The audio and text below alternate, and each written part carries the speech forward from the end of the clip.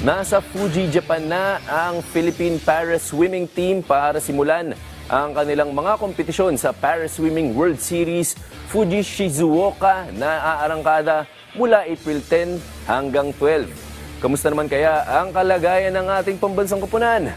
Yan ang ating malalaman sa ulat ni teammate Daryl Oclares.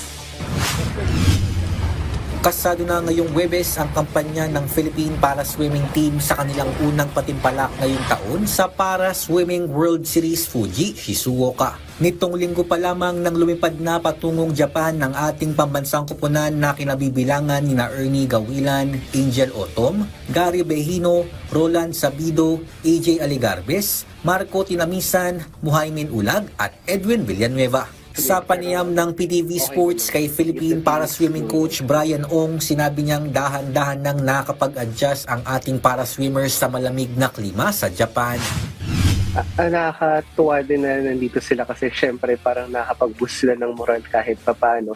Then coming off from the Paralympics, nagkaroon din kami ng mahabang pahinga for both Ernie and Angel kasi hindi rin naman naging madali yung training nila doon. So, coming from a really long break, so ito yung chance din nila na makakapag-swim ulit at makakapag-compete, then hopefully to qualify for the World Championships. Ayon pa kay Ong, malaking bagay din para sa koponan na kasama nila ang mga Paralympic swimmers na sina Gawilan, Otom at Behino. For the adjustment naman sa weather dito, okay naman sila, medyo nilalamig lang. But hindi naman siya nagiging problema pagka pumupunta tayo sa competition venue dahil heated naman yun. Tapos, ang pinaka nagiging challenge lang siguro yung papunta tsaka yung pagpabalik. Doon lang naman nagkakaroon ng time na na-expose kami sa labas. May ibinahagi ring payo si Ong para sa mga national para swimmers bago sila tuluyang lumangoy sa kompetisyon. Siguro just ang advice ko is just do your best, tapos let's stick to our game plan. Naniniwala naman ako na kakayanin yan kahit saglit lang tayo talaga nagkasama-samang training.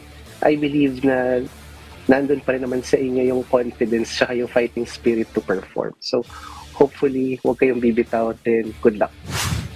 Sumailalim na ang Philippine Para Swimming Team sa classification nitong Martes at nagsagawa pa ng huling ensayo nito lamang Miyerkules. Punteriya ng ating mga para swimmers na magpamalas ng magandang performance at makapagtala ng mabilis na oras para mapataas ang kanilang tsansa na magkwalipika sa Para Swimming World Championship sa Singapore sa darating na Setyembre. Daryl Oclares para sa Atletang Pilipino para sa Bagong Pilipinas.